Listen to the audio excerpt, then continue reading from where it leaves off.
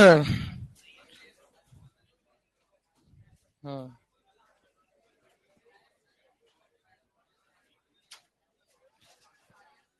SHM वाला question तो मैं भी नहीं बताऊंगा, खुद से ही करना है उसको, कैसे भी करो चाहे। शीट वाला बता देता हूं मैं। आंसर आंसर भी मेरे को याद नहीं है क्या है, बता दूंगा आंसर, डोंट वरी। अभी शीट वाला क्वेश्चन बता देता हूँ। शीट वाले क्वेश्चन के अंदर इलेक्ट्रिक फील्ड फाइंड करना था, है ना। ये क्वेश्चन थोड़ा सा इजी है कि टफ लग रहा है, कि मतलब हो जाएगा? इजी है। अच्छा, क्या हुआ फिर, क्या आंसर आया? किस किसने कर लिया ये? आंसर क्या है इसका? सही है, आंसर है इसका sigma by pi epsilon not tan inverse W by 2a। किस किस का है ये आंसर? तो बोल देते बहुत। हाँ, कोई बात नहीं। तो ये क्वेश्चन देखो इजी तो नहीं है ये, है ना। करने के बाद हर क्वेश्चन इजी होता है, करने से जब तक नहीं होता टफ होता है, क्यों, चाहे वो कुछ भी हो। तो ये क्वेश्चन वैसे थोड़ा 3D में जा रहा था, इसलिए इसको थोड़ा सा डिफिकल्ट हो रहा है, ज्यादा नहीं है, बहुत आसान ही है भी। इसमें इंटीग्रेशन का जो फॉर्मूला लगा होगा वो वाला लगा होगा, कौन सा? ये एक दो बार पहले भी बताया मैंने, वो वाला फॉर्मूला, कौन सा वाला? ये वाला, D x upon A square plus, पहले भी आएगा ये फॉर्मूला कहीं? इसका इंटीग्रेशन का फॉर्मूला याद है फिर? क्या होता है? 1/a tan inverse x by A, यही होता ना। चलो करते हैं इसको शुरू, सॉल्व करना। तो अपने काम करें, ये जो शीट है ये अपनी ऐसे रखी हुई है ना, और पॉइंट इसके सामने है। तो पॉइंट को पहले तो कैसे अपन ड्रॉ करें बोर्ड में, क्योंकि वो तो बोर्ड के बाहर जा रहा है, अपने बोर्ड के बाहर। ये सबको पता था कि इसका जो मिड मिड एक्सिस है, इसका मिड लाइन ये वाई एक्सिस है, और ये इसका मिड पॉइंट है, ये ओरिजिन है, और जेड एक्सिस यहाँ हो जाएगा सामने। तो पॉइंट तो 0 0 a यहाँ है। तो पॉइंट को कैसे ड्रॉ करें अपन यहाँ पर? तो अपन एक काम करें, सबसे पहले तो व्यू चेंज कर लेते हैं अपन। क्या कर लेते हैं? View change. कैसे करें व्यू चेंज? देखो ये शीट ऐसे है, पॉइंट ऐसे है, मतलब ये देखो देना, ये शीट ऐसे है, पॉइंट ऐसे है। अपन इसको व्यू चेंज कर लें, मतलब इसको पूरे को ही ऐसे अगर 90 डिग्री रोटेट कर दें तो शीट ऐसी हो जाएगी और पॉइंट किधर आ जाएगा? ऊपर। तो शीट की जो विड्थ है W, जब अपन व्यू चेंज करेंगे ऐसे कर सकते हैं, व्यू चेंज, बात तो वही है ना। तो अब ये सामने से अपने को क्या दिखेगी शीट की? सिर्फ एक विड्थ दिखेगी W, और पॉइंट ऊपर दिखेगा, यस और नो। बट शीट की जो लेंथ होगी वो किधर चली गई अब? Into the plane. कितनी लेंथ है शीट की? इनफाइनाइट। इसको अपन ऐसे कर देंगे, ठीक है। तो पॉइंट सामने आ जाएगा, अपने को सामने से क्या दिखेगी? विड्थ। तो फिर इजी हो जाएगा इसको ड्रॉ करना, और कोई बात नहीं है। बाकी वैसे भी कर सकते हैं, बट ये इजी ज्यादा हो जाएगा, तो इसलिए मैं इसका व्यू चेंज कर देता हूं। क्या कर देता हूं? View change. तो अपन शीट को ऐसे कर दिया जैसे मैंने बताया, तो अपने को उसकी सिर्फ क्या दिखेगी? विड्थ। कितनी विड्थ है इसकी? W। और लेंथ इसकी किधर हो गई? अब प्लेन के परपेंडिकुलर। और पॉइंट यहां आ गया सामने। कितने डिस्टेंस पर है ये पॉइंट? A। बताओ, ये बात समझ में आ गई? शीट ऐसे हो गई, पॉइंट ऊपर आ गया, समझ में आ गया ये? हाँ, अरे बोलो तो, तब तो सोल्व कर दूं फिर आगे। कर दूं सोल्व की नहीं करूं अब? व्यू चेंज समझ में आ गया? पक्का? चलो, तो सबसे पहले अपन को करना क्या होगा? वही काम करना होगा, एलिमेंट लेना होगा। शीट में अपन ने कल क्या एलिमेंट लिया था?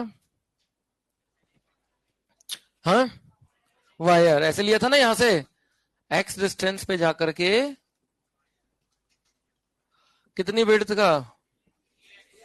हाँ, डी एक्स विड्थ का ना। तो अभी भी वही डी एक्स विड्थ का ही वायर लेंगे अपन, ऐसे डी एक्स, ठीक है ना।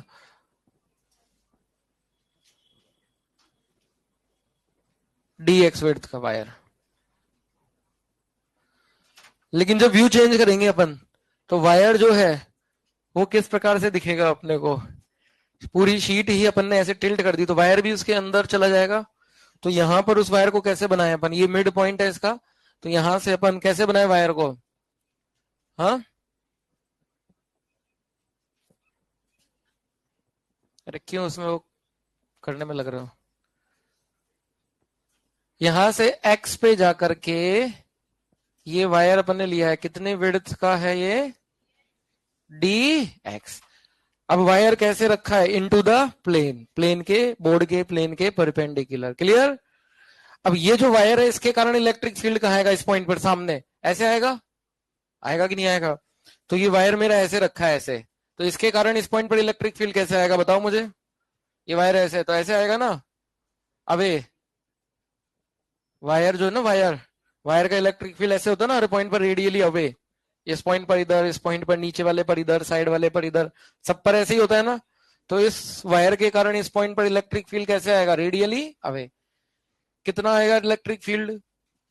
उसकी वैल्यू क्या होगी इलेक्ट्रिक फील्ड की? पहला स्टेप एलिमेंट, दूसरा इलेक्ट्रिक फील्ड। क्या होता है वायर का इलेक्ट्रिक फील्ड बोलो? के नहीं, 2k लैम्डा बाई आर, यही होता है। लैम्डा की वैल्यू तो कल ही अपन ने लिख ली थी, क्या आएगी इसकी लैम्डा शीट का सिग्मा के टर्म्स में? Sigma d x upon r. बच्चों ये डिस्टेंस आर ये वाली लेंगे ना? अरे हाँ या ना? तो ये वाली डिस्टेंस लेंगे आर, तो आर को क्या मैं लिख सकता हूं क्या? Root of a square plus, मैं एक ही वेरिएबल रखना चाहता हूं एक्स, इसलिए आर को मैंने लिख दिया root A square plus x. अच्छा, ये एलिमेंट का काम भी हो गया। अब लास्ट स्टेप आ गया, फिजिक्स यहाँ पे खत्म हो चुकी है, बस इतनी थी। अब लास्ट स्टेप क्या है? इंटीग्रेशन। उसमें आते ही रिलैक्स हो जाना चाहिए, वो तो अपना हो ही जाएगा। लेकिन बस मुझे इतना सा बता दो, कंपोनेंट लेके मुझे इंटीग्रेशन करना चाहिए या डायरेक्ट करना चाहिए? वाई? क्योंकि ये एलिमेंट यहाँ है तो उधर जा रहा है, थोड़ा सा आगे होगा तो इलेक्ट्रिक फील्ड अलग डायरेक्शन में जाएगा, और इधर होगा तो अलग जाएगा। तो इसका कौन सा कंपोनेंट लेना चाहिए मुझे? ये दोनों लेने चाहिए, कॉस वाला कि साइन वाला? साइन वाला क्यों नहीं लेना चाहिए? क्योंकि सिमेट्रिकली इधर भी होगा, उसका उधर जाएगा, तो साइन साइन वाले क्या हो जाएंगे? कैंसिल हो जाएंगे। Very good. So what is net electric field? So net electric field integration of कौन सा कंपोनेंट? Cos theta. और वैल्यू पुट करनी है अब तो बस, 2k सिग्मा डी एक्स लिख लो, अब तो हो ही जाएगा। कॉस थीटा की वैल्यू बता दो लास्ट। ये एंगल थीटा, तो ये एंगल भी, तो कॉस थीटा क्या आएगा मुझे बताओ इसमें देख करके? ए अपॉन आर, और आर की value root A square plus, constant चीजें बाहर हो जाएंगी, 2k सिग्मा ए, अंदर बचेगा D x upon A square plus X square. Limit X की, यहां से अपन ने एक्स मेजर किया है तो यहां पर एक्स जीरो से यहाँ w/2 विड्थ, और पीछे जाएंगे तो -w/2, तो कंप्लीट का निकालना है तो लिमिट क्या लगेगी बोलो? -w/2 से +w/2, यस और नो? और इसका इंटीग्रेशन का फॉर्मूला भी अपने को, जिसको याद नहीं है घबराए ना, मैंने बता दिया था वैसे तो, और आगे हो ही जाएगा ये। तो इसका इंटीग्रेशन का फॉर्मूला क्या होगा? 1/a tan inverse x by A, limit यही होगी। देखो a से a कट गया, k को अपन चाहें तो लिख लें 1/4πε0, और 4π लिखेंगे तो ये 2, तो ये बचेगा सिग्मा अपॉन 2πε0। लिमिट लगाएंगे इसमें तो क्या आएगा? पहले w/2 लिखेंगे, tan inverse w/2a minus tan inverse minus w/2a, और माइनस माइनस क्या हो जाएगा? प्लस। तो क्या इसको 2 टाइम्स करके लिख दूंगा मैं? 2 टाइम्स tan इनवर्स w/2a। समझ में आ गया ये वाला स्टेप लास्ट वाला? और यहाँ x की जगह एक बार w/2 लिखोगे, फिर माइनस करके फिर माइनस लिखोगे, माइनस माइनस प्लस हो जाएगा ना 2 टाइम्स। 2 से 2 कट गया, तो क्या आंसर आया final? Sigma by pi epsilon not tan inverse w/2a, लिख लो इसको। तो ये क्वेश्चन था जो कि अपन ने कर लिया।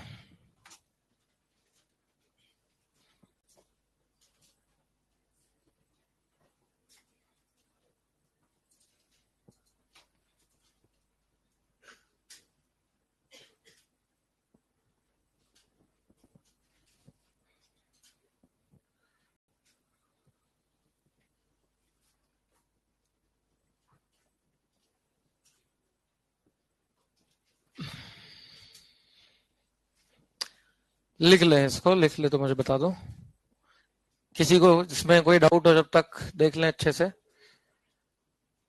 हाँ बेटा, क्या डाउट है? क्या? व्यू चेंज कैसे किया? अभी बताया था ना मैंने, व्यू चेंज। शीट ऐसे है, पॉइंट सामने है, मैंने इसको ऐसे घुमा दिया, ऐसे करने से कोई फर्क पड़ रहा है? तो ये पॉइंट ऊपर आ गया ताकि मैं इसको ड्रॉ कर पाऊं, ऐसे सामने तो ड्रॉ नहीं कर पाऊंगा ना मैं।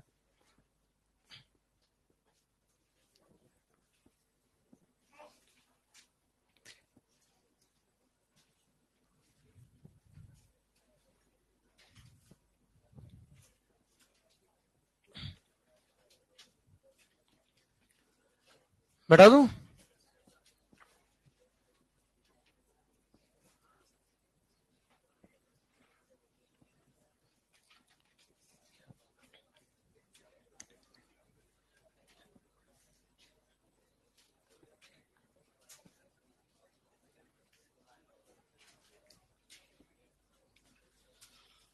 अरे मिटा दूं क्या?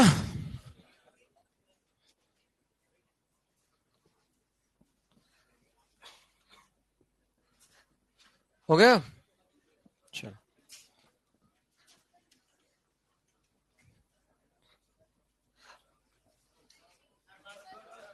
ठीक है, तो इसलिए तो पूछ रहा हूँ मैं, 4 बार बोल रहा हूँ, बोल।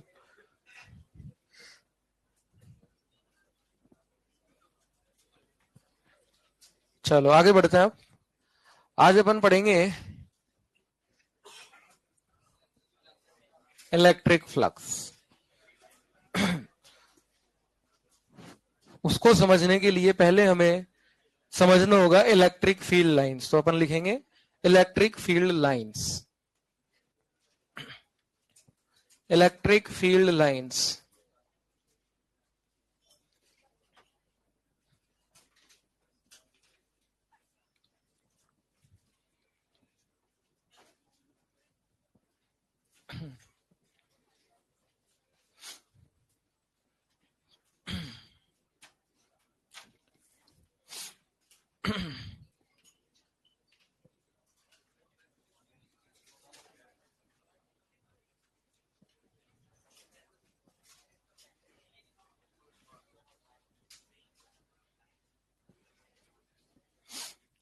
अच्छा, एक छोटा सा ये जो रिजल्ट आया ना ये वाला, इसमें मैं एक स्पेशल केस बता रहा हूं, अगर हेडिंग नहीं लिखा हो तो। ये जो रिजल्ट आया, इसमें अगर शीट की विड्थ को भी इनफाइनाइट पुट कर दें तो क्या मिलेगा अपने को? मतलब शीट की लेंथ तो इनफाइनाइट है ही है, और विड्थ भी अगर इनफाइनाइट हो जाए तब क्या होगा? ये जो रिजल्ट आया इसमें, इसी में एक लिख लेना ये वाली बात भी, अगर विड्थ भी इसकी इनफाइनाइट हो जाए, टेंस टू इनफाइनाइट, तब क्या रिजल्ट होगा इलेक्ट्रिक फील्ड का? अभी अपने पास आया था, क्या आया था? Sigma by pi epsilon not tan inverse W upon 2a। अब बच्चों डब्ल्यू को इनफाइनाइट कर दें, विड्थ, लेंथ तो इनफाइनाइट है ऑलरेडी, विड्थ भी इनफाइनाइट कर दें, तब क्या आएगा? यहाँ इनफाइनाइट पुट कर दो तो टेन इनवर्स इनफाइनाइट क्या होता है? क्या होता है? पाई बाई 2 होता है। तो यहां पर मैं लिख देता हूं पाई बाई 2, तो कितना आ गया ये? और ये बहुत ही स्टैंडर्ड रिजल्ट है, आगे हम गॉस लॉ जो पढ़ेंगे वहां पर इसको डिराइव करेंगे, और अभी हमारा एलिमेंट मेथड से भी डिराइव हो गया है ये, सिग्मा बाई 2 एप्सिलॉन, और बहुत ज्यादा स्टैंडर्ड है ये। इनफाइनाइट लेंथ इनफाइनाइट विड्थ की शीट के कारण उसके सामने इलेक्ट्रिक फील्ड होता है सिग्मा बाई 2 एप्सिलॉन। पॉइंट की डिस्टेंस पर डिपेंड नहीं करता, सिग्मा देखो कांस्टेंट है, एप्सिलॉन नॉट कांस्टेंट है, क्योंकि जब लेंथ भी इनफाइनाइट हो गई, विड्थ भी इनफाइनाइट हो गई, तो इनफाइनाइट के लिए डिस्टेंस का तो कोई मायने ही नहीं रखेगी, तो वो कांस्टेंट आ रहा है, ये देखो कांस्टेंट ही तो है ये, डिस्टेंस का टर्म ही नहीं है इसमें, पॉइंट की डिस्टेंस का ए।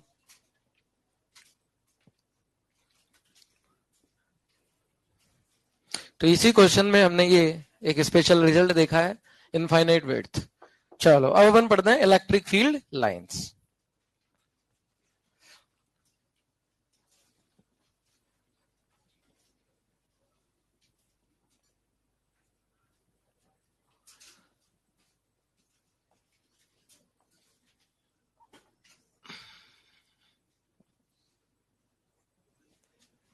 इलेक्ट्रिक फील्ड लाइंस, ये इनको इलेक्ट्रिक लाइंस ऑफ फोर्स भी कहते हैं। इलेक्ट्रिक लाइंस ऑफ फोर्स, ये वाला आउटडेटेड नेम है इसका ये, अभी हम इलेक्ट्रिक फील्ड लाइंस ही बोलेंगे। देखो इलेक्ट्रिक फील्ड लाइंस क्या होती हैं,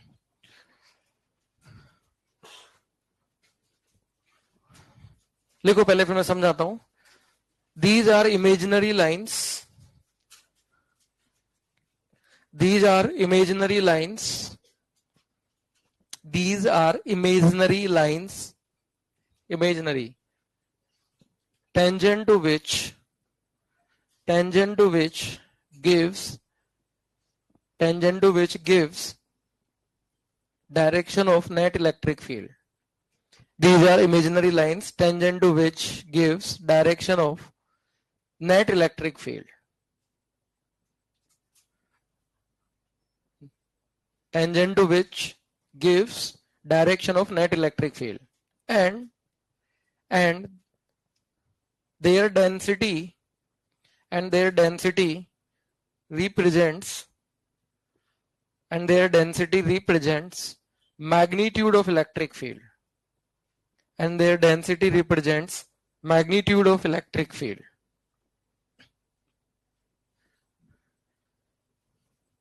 एक्चुअली ये जो है इनका, इसमें ये एक पॉइंट और लिख लो, these are used to visualize electric field, these are used to visualize electric field around a charge system. These are used to visualize electric field around a charge system. Around a charge system. In non-mathematical way. In a non-mathematical way.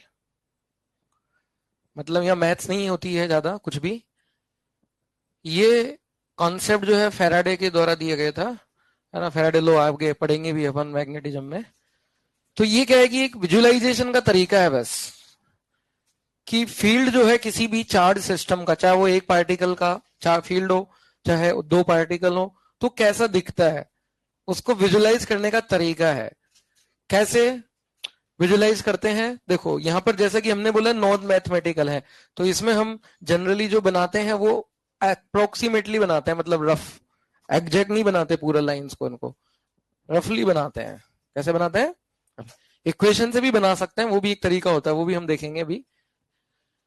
जैसे for example जब अपन electric field पढ़ रहे थे point charge का, तो वहां पर हमने जब प्लस क्यू चार्ज का एक पार्टिकल का इलेक्ट्रिक फील्ड अपन ने जब पढ़ा था, तो वहां पे हमने बोला था कि इसका इलेक्ट्रिक फील्ड कैसे होता है, रेडियली आउटवर्ड होता है ना, ऐसे बनाया था ना, ऐसे लाइंस बना करके।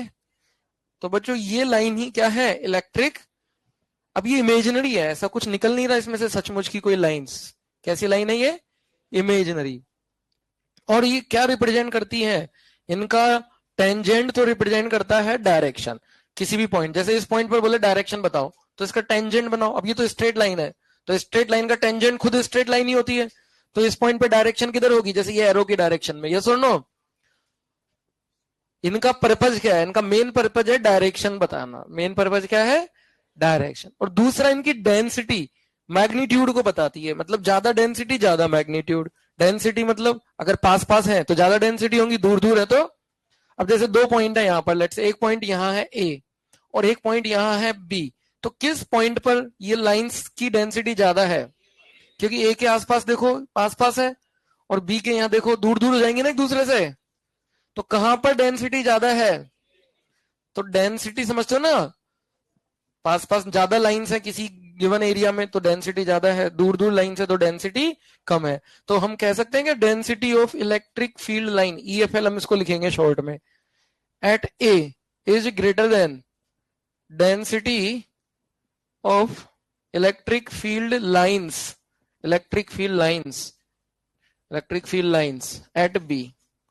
तो इसका मतलब क्या, हम, और वैसे भी हमें पता है कि ए पॉइंट पार्टिकल के पास है, तो ए पर मैग्नीट्यूड ज्यादा होगा कि बी पर ज्यादा होगा, ए पर। तो डेंसिटी भी ए पर ज्यादा है, मतलब जहां डेंसिटी ज्यादा है वहां मैग्नीट्यूड भी। तो ये हम कंपेयर कर सकते हैं कि ए पर मैग्नीट्यूड क्या है, ज्यादा। तो फील्ड लाइन का मेन पर्पज क्या है, क्या पर्पज है मेन लाइन? मेन विजुलाइज करना। क्या विजुलाइज करना? डायरेक्शन, कि इसके पार्टिकल के आसपास फील्ड कैसा दिख रहा होगा, किस डायरेक्शन में होगा, तो वो उसके काम आती है ये लाइंस। अच्छा, जैसे मैंने कुछ लाइन बनाई है, अब मैं कितनी लाइन बना सकता हूँ वैसे बनाने में? तो अभी तो मैंने 7-8 लाइन बनाई है, मैं बीच बीच में और भी मेरी इच्छा है कितनी बना दे, कितनी भी बना सकते हैं। समझ में आ रही है बात? लेकिन अगर मैं और नंबर बढ़ाऊंगा फिर भी ए पर तो डेंसिटी ज्यादा ही रहेगी ना, नहीं रहेगी? यस, तो ए पर मैग्नीट्यूड क्या रहेगा? ज्यादा। और इनकी जो टेंजेंट है वो किसको बताएगा? डायरेक्शन। अब ये क्या है, बनाते कैसे हैं? बनाते इनको ऐसे ही है थोड़ा रफली, मतलब पूरी इक्वेशन लिख के कोई ग्राफ ग्राफ नहीं बनाना होता। सोच रहे हो मैथ्स का ग्राफ बनेगा, इक्वेशन लिखेंगे, है ना, क्वाड्रेटिक स्ट्रेट, ऐसा कुछ नहीं होता। एक ऐसे रफ आइडिया से, जैसे कि इस पॉइंट पर हमें देखना है इलेक्ट्रिक फील्ड, तो किधर आएगा? क्यू चार्ज का हमें पता है रेडियल अवे होता है, तो क्यू चार्ज की तो रेडियल अवे बन जाएगी। माइनस क्यू की कैसे बनेगी? जैसे फॉर एग्जाम्पल माइनस क्यू की बनाए तो इन्वर्ट हो जाएगी। माइनस क्यू की मैं इधर ही बना देता हूं यहाँ, तो इसकी इन्वर्ट। लेकिन मान लो कोई सिस्टम है जिसमें एक से ज्यादा पार्टिकल हो, फिर उसकी कैसे बनेगी? तो इनकी कुछ प्रॉपर्टीज होती हैं, जब हम इनको बनाते हैं तो हम कुछ प्रॉपर्टीज इनकी ऑब्जर्व करते हैं, उनके बेस पे बनाते हैं।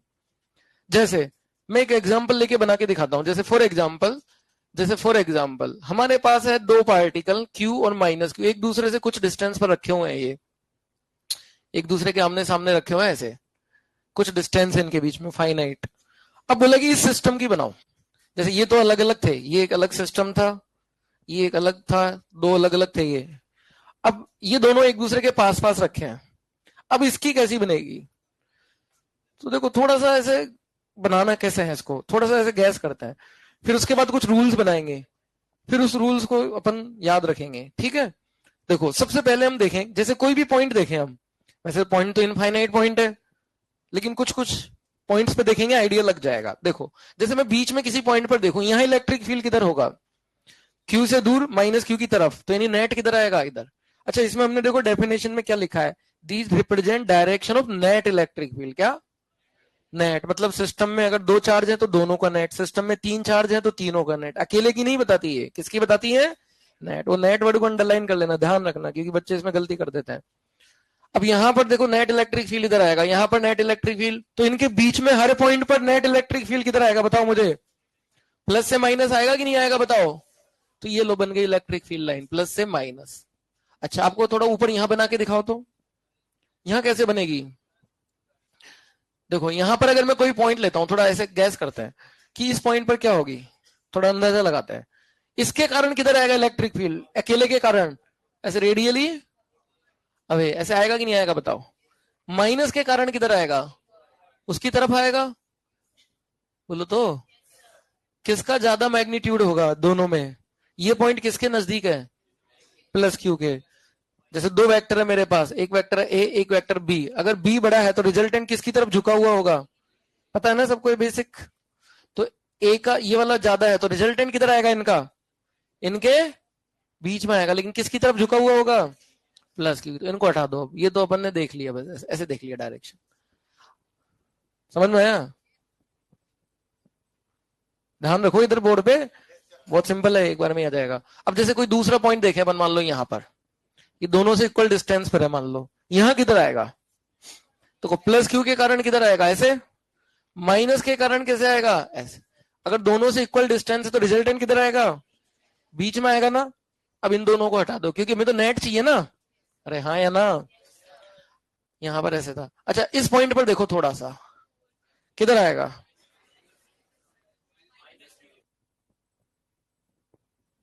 किधर आएगा? क्यों?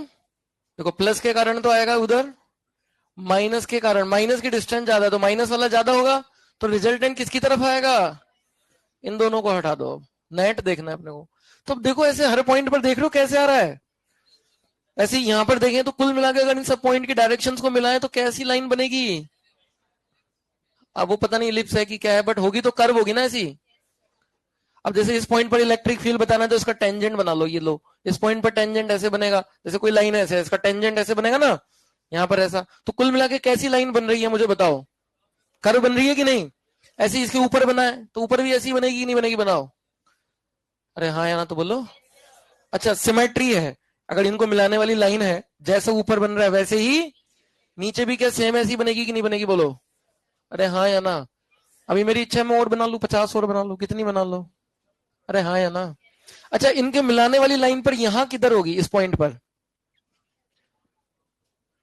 इस पॉइंट पर किधर होगा फील्ड? माइनस क्यू की तरफ होगा ना, तो ऐसे बनेगी। अच्छा, इधर की तरफ किधर होगी फील्ड? बाहर की तरफ। ये लो बन गई। और लाइन बना लो, बनाने में ऐसे बनाते हैं। अब कुछ ऑब्जर्वेशन देख रहे हो इनमें कि लाइन कहां से शुरू होती है, फील्ड लाइन प्लस क्यू से, कहां खत्म होती है? दो लाइन एक दूसरे को कभी कट क्यों नहीं करती? अगर कर गई तो जैसे दो लाइन एक दूसरे को कट कर दी, तो एक जिस पे कट की उस पे दो टेंजेंट बनेंगे, एक उस लाइन का टेंजेंट, एक इस फील्ड लाइन का टेंजेंट। तो एक पॉइंट पे दो डायरेक्शन हो सकती है क्या? तो ऐसे कुछ छोटे मोटे कुछ यहाँ पर रूल्स हैं, प्रॉपर्टी जिनको कहते हैं, वो अपन लिख लें एक एक करके। लिखो properties of electric field lines. जल्दी बनाए इसको फटाफट, फिर प्रॉपर्टीज लिखे।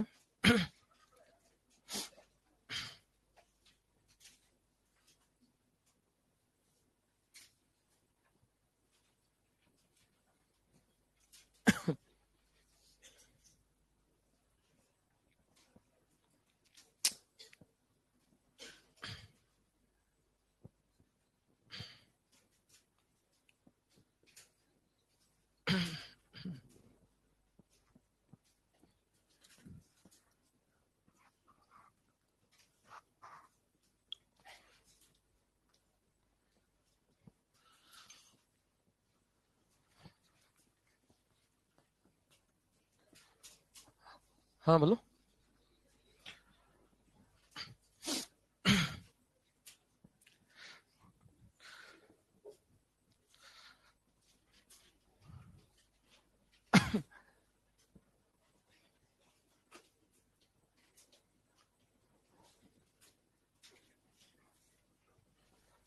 देखो एक चीज थोड़ा सीरियसली समझनी पड़ेगी। थोड़ा बहुत मैं एडजस्ट कर रहा हूँ, थोड़ा करना पड़ेगा, क्योंकि कुछ बच्चे तो बहुत जल्दी लिख लेते हैं और कुछ जो है बहुत ही धीरे। अब एक दो बच्चों के चक्कर में ऐसा तो नहीं है कि हम पूरी क्लास को डिले कर देंगे।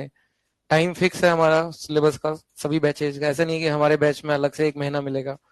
तो हमें जो है थोड़ा सा ये चीज जो है, अब मेरे को बोलना पड़ता है कि अब लिख लो भाई। बोर्ड पे आपको कितनी बार बताया, जो भी है वो सब उतारना होता है ना।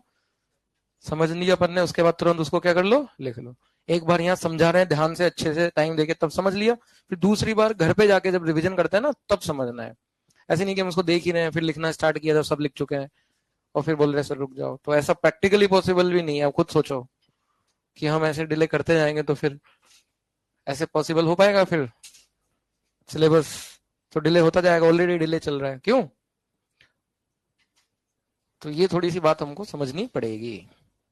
ऐसा नहीं कह रहा हूं कि बिल्कुल ही बहुत ही ज्यादा, बट ऐसे भी नहीं है कि हम बिल्कुल 5 मिनट तक बैठे ही हैं आराम से। और समझ में आ रहा हूं मैं क्या कहना चाह रहा हूं? हाँ, चलो लिखो properties of electric field lines. Properties of electric field lines.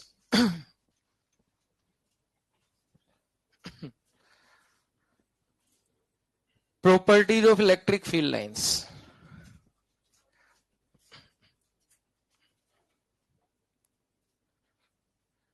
सबसे पहले लिखे नंबर 1, इलेक्ट्रिक फील्ड लाइंस। ये बहुत इंपॉर्टेंट बात है, इसलिए इसको दोबारा लिख रहे हैं। Electric field lines represent direction of net electric field.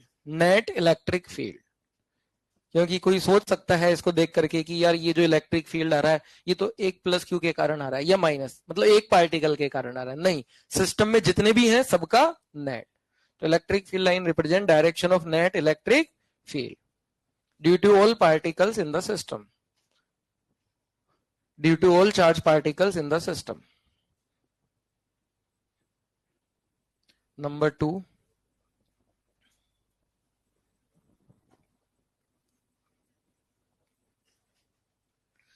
two electric field lines never intersect each other. Two electric field lines never intersect each other.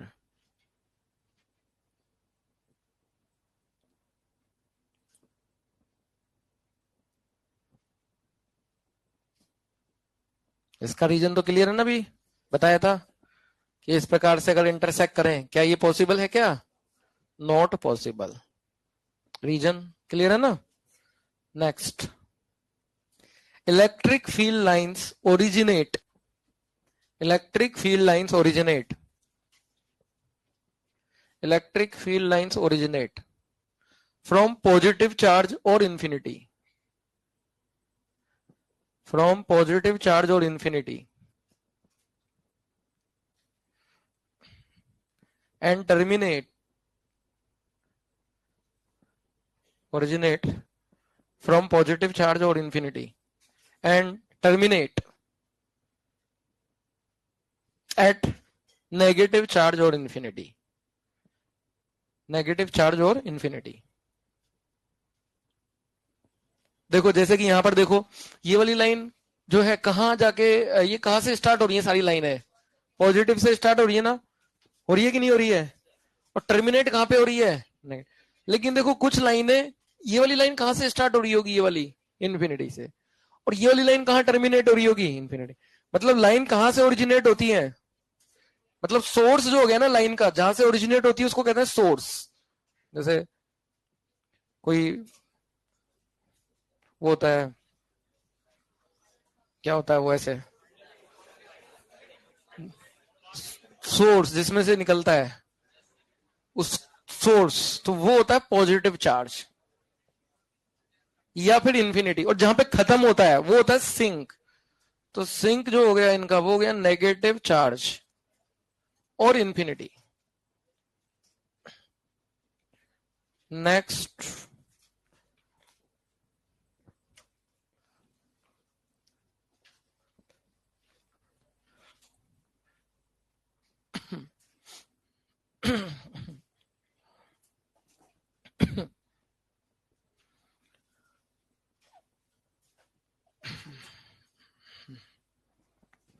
Next, in a charge free region, in a charge free region electric field lines are continuous line. In a charge free region electric field lines are continuous lines. In a charge free region electric field lines are continuous lines.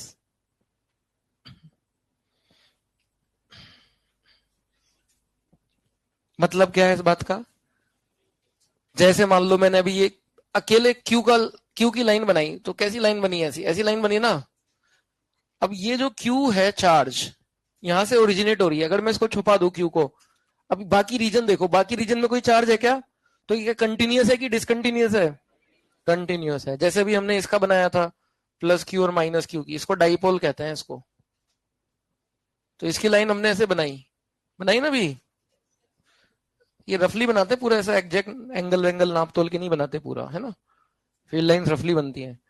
अब इसमें जो है इनको अगर मैं छुपा दूं, इनको क्यू और माइनस क्यू को, बाकी जो रीजन है चार्ज फ्री वाला, जैसे ये वाला रीजन है बीच का, चार्ज फ्री है ना, कंटिन्यूस है कि डिसकंटिन्यूस है, डिसकंटिन्यूटी तो चार्ज पे आएगी। जैसे ये लाइन यहाँ आके खत्म हो गई, ये वाली लाइन खत्म हो गई ना, खत्म हो गई ना, तो डिसकंटिन्यूटी आ गई एक प्रकार से। लेकिन जहां चार्ज नहीं है वहां पे क्या डिसकंटिन्यूटी है क्या, नहीं है। समझ में आ गई बात।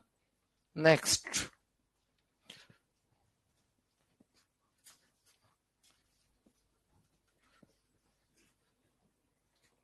नेक्स्ट लिखो कि जैसे अभी एक चीज और हमने, जैसे इसकी इलेक्ट्रिक फील्ड लाइन की जो डेफिनेशन लिखी थी कि डिप्रेजेंट टेंजेंट, इनका टेंजेंट डायरेक्शन देता है और इनकी डेंसिटी क्या देती है, magnitude.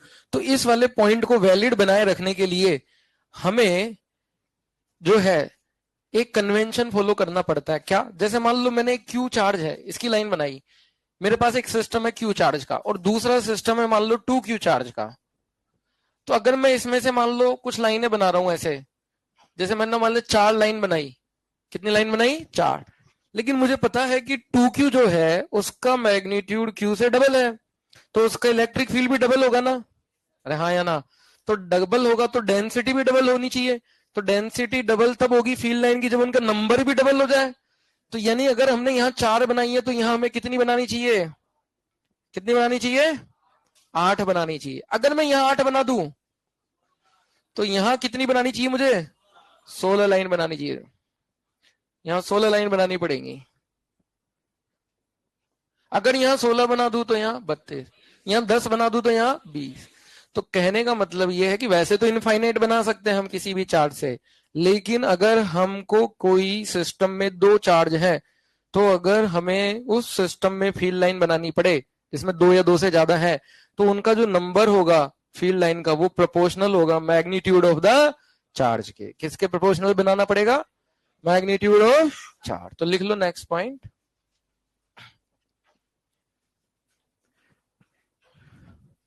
In a charge system, in a charge system,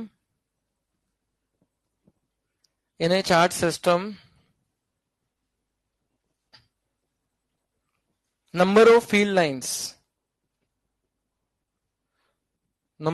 lines for a particle is proportional to number of field lines is proportional to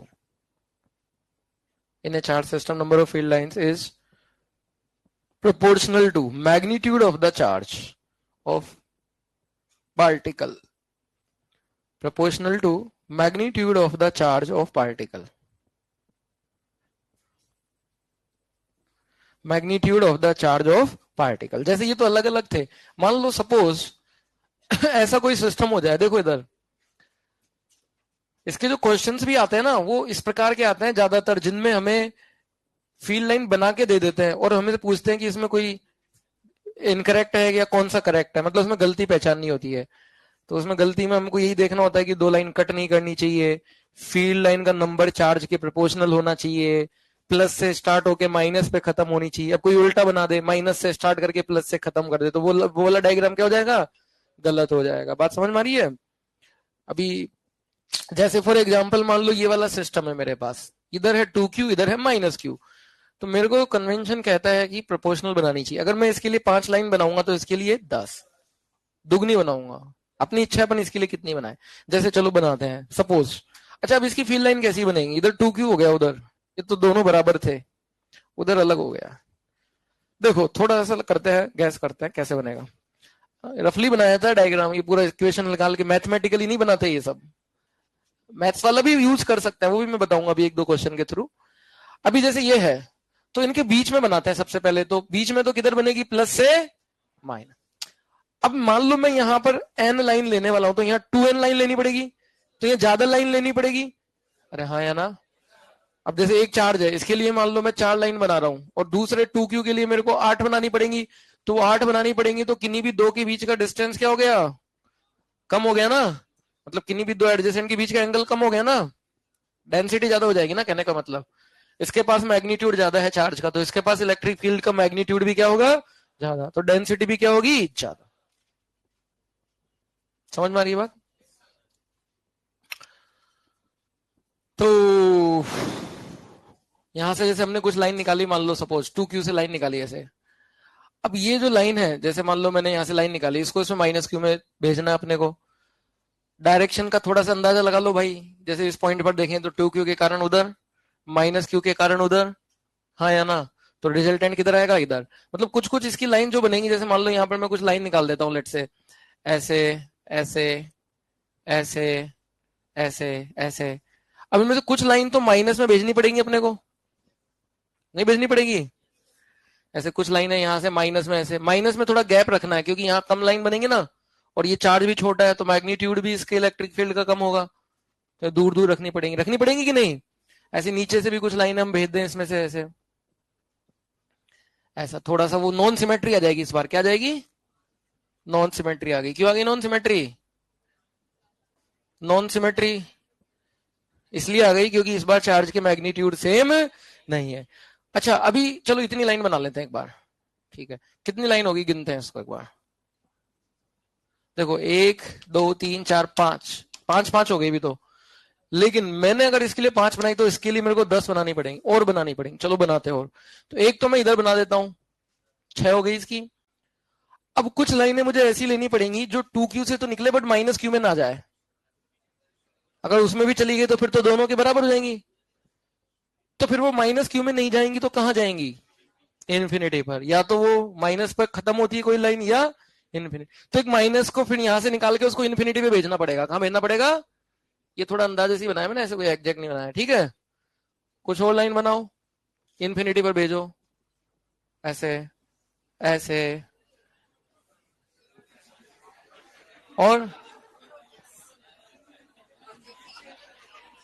अभी भी कम पड़ रही है शायद। 1 2 3 4 5, 1 2 3 4 5 6 7 8 9 10 हो गई ना, 10 सही है, हो गई 10, हो गई 10। इन्फिनिटी पे भेज दिया मैंने। आपको ऐसे इन्फिनिटी पे क्यों भेज दिया? क्योंकि माइनस में नहीं भेजना था ना भाई, तो कहां भेजना था?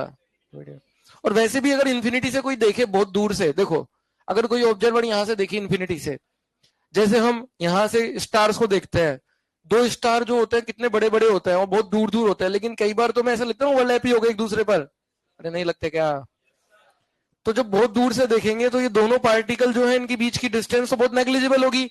तो बहुत दूर से देखने पर ये दो पार्टिकल ना दिख के हमें सिर्फ एक ही दिखेगा, और उसका फिर नेट चार्ज क्या हो जाएगा अगर एक ही दिखेगा तो? 2q माइनस क्यू क्यू, मतलब नेट चार्ज कैसा होगा? पॉजिटिव। अरे हाँ या ना? और अगर नेट चार्ज पॉजिटिव दिख रहा है इन्फिनिटी से एक ही पार्टिकल का, तो पॉजिटिव की फील्ड लाइन तो क्या होती है? इन्फिनिटी की तरफ आनी चाहिए कि इन्फिनिटी से जानी चाहिए? इसलिए इन्फिनिटी पे भेजी है ये। बहुत दूर से देखने पर ये पार्टिकल जैसा दिखेगा, दोनों एक ही। अरे कोई भी कितना भी बड़ा सिस्टम हो, इन्फिनिटी से पे तो पार्टिकल पॉइंट जैसा दिखेगा ना, तो ये दोनों को मिला के पूरा सिस्टम कैसा दिखेगा? पॉइंट। और पॉइंट से तो फील्ड लाइन इन्फिनिटी की तरफ आनी चाहिए। समझ में आ गया? बना लो इसको। क्या हो गया?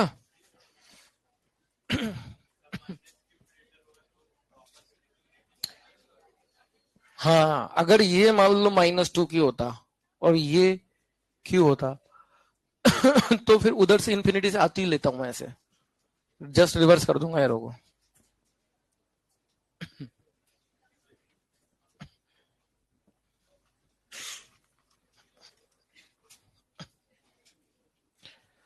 देखो मैं फिर बोल रहा हूँ, ये एक रफ डायग्राम है, this is not exact diagram. Exact तो पूरा कंप्यूटर से ही बनता है, वो पूरा उसमें डेटा फीड करके, या फिर कोई प्रैक्टिकल से।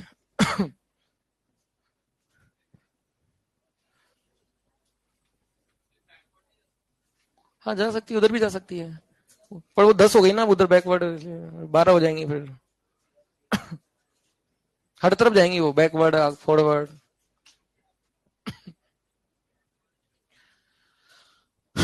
अब जैसे ये वाला जो कॉन्सेप्ट है, इस पर बेस्ड जेई मेन में क्वेश्चन आया। देखो क्या क्वेश्चन आया। जैसे क्वेश्चन आया हुआ है छोटा सा इस प्रकार से कि हमारे पास दो पार्टिकल हैं और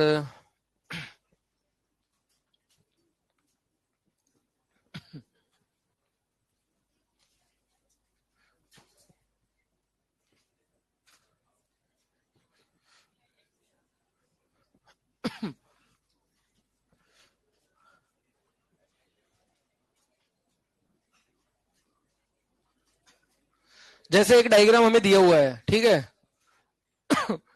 वो बोला गया है कि बताओ Q1 और Q2 में पहले तो कौन पॉजिटिव है कौन नेगेटिव है? Q2 कैसा है? पॉजिटिव। और Q1 कैसा है? नेगेटिव। फिर दूसरा हमसे पूछा गया Q1 और Q2 के मैग्नीट्यूड का रेशो क्या होगा? Q1 और Q2 के मैग्नीट्यूड का रेशो क्या होगा?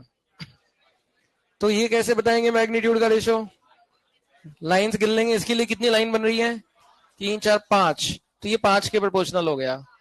और इसके लिए 4, 1 2 3 4 5 6 7 8, तो इसके लिए कितना हो गया? 8। तो 5/8 इसका क्या है? रेशो। प्रोपोर्शनल टू 5, ये प्रोपोर्शनल टू 8। और प्रोपोर्शनलिटी कांस्टेंट तो कट जाएगा रेशो लेने में, सेम ही। तो इसका रेशो होगा 5/8। अगर यहां मान लो इसके लिए 10 लाइन होती तो क्या रेशो होता? 5/10, यानी 1/2। 1/2 रेशो हो जाता ना, जैसे उसमें हुआ 1/2। नहीं है क्या?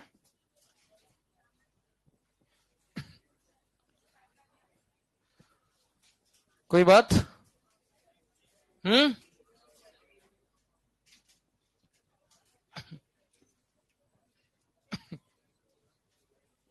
हटा दो ना।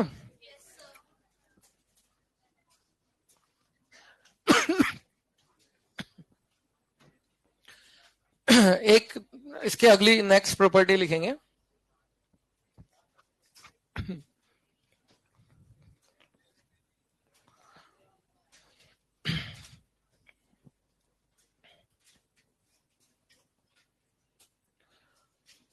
देखो नेक्स्ट क्या है,